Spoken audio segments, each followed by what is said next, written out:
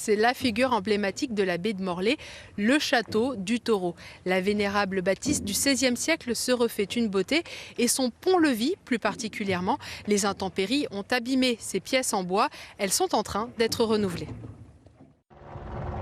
L'opération est minutieuse et grandiose en même temps.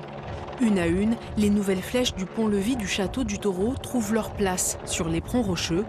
Les précédentes avaient été installées en 1998.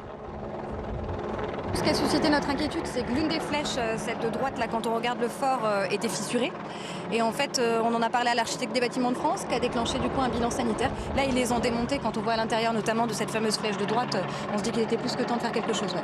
Ces deux pièces en bois font 9 mètres de long et pèsent 500 kilos. Elles font levier et soutiennent le pont lors des démonstrations. Sur ce fort, il n'y a pas de poterne, c'est-à-dire pas de petite porte à côté du pont-levis. Celui-ci doit donc être baissé en permanence, soumis aux intempéries. La difficulté, c'est que vous avez des choses qui sont assemblées et qui peuvent bouger, se modifier, surtout dans des conditions extrêmes comme ici.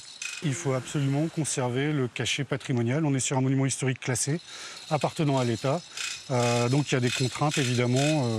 On ne peut pas mettre un pont-levis métallique qui serait peut-être en inox et plus pérenne, mais il faut respecter ce qu'avaient fait Vauban et nos prédécesseurs. L'État propriétaire a déboursé 55 000 € pour tenter de conserver ces flèches en bois le plus longtemps possible. Une épaisseur de plomb et une planche supplémentaire ont été ajoutées, plus facile à changer que l'ensemble de la pièce. Ces travaux sont aussi l'occasion d'un diagnostic plus général, comme ici sous la jetée.